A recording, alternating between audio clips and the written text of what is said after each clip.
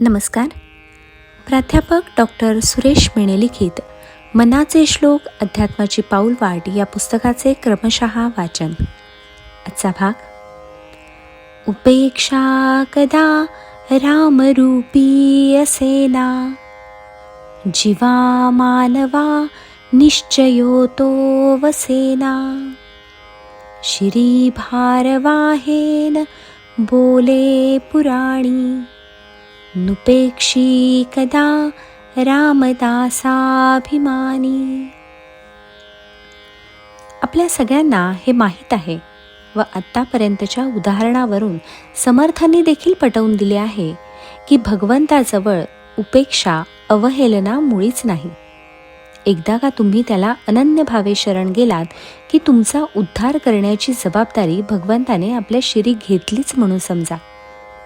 जेव्हा जेव्हा भगवंताने अवतार म्हणून घेतला तेव्हा तेव्हा आपल्याला हेच दिसून आले की भक्तांवर संकट आले की तो धावून जातो व त्याने तसे सांगितलेही आहे. परित्राणाय साधूनाम हे त्याचे वचन आहेच. वराह अवतार घ्या, पृथ्वीचा भार त्याने आपल्या सुळांवर घेतला. नरसिंह अवतार घ्या, त्यातही भक्त प्रल्हादाचे रक्षण करण्याकरता तो एका निर्जीव खांबातून प्रकट झाला. रामाचा अवतार ही दुष्ट रावणाचा वध करण्याकरिताच झाला. श्रीकृष्ण अवतारातही अनेक राक्षसांना त्याने यमसदनाला धाडले. प्रत्यक्ष ब्रह्मदेवाने त्याची परीक्षा घेण्यासाठी सर्व गोकुळवासी, गायी, गुरे यासह ब्रह्मलोकी नेले.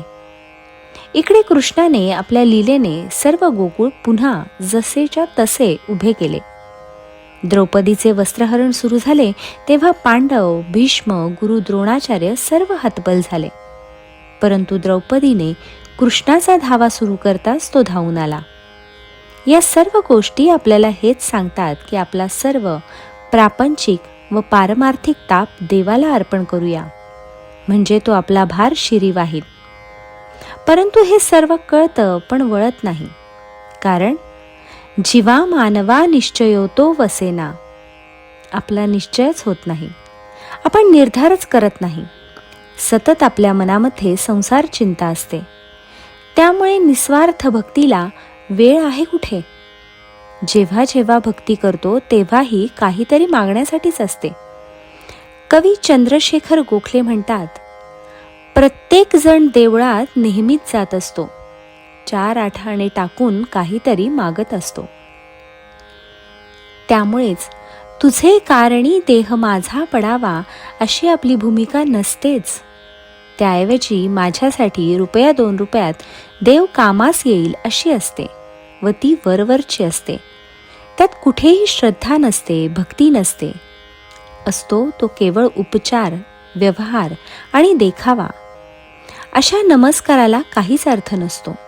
म्हणूनच देवाची भक्ती द्विधा मनस्थिती सोडून देऊन अनन्य भावाने निश्चयपूर्वक करावी, म्हणजे तो राम तुमची उपेक्षा करणार नाही, तुमचा उद्धारच करेल. जय जय रघुवीर समर्थ.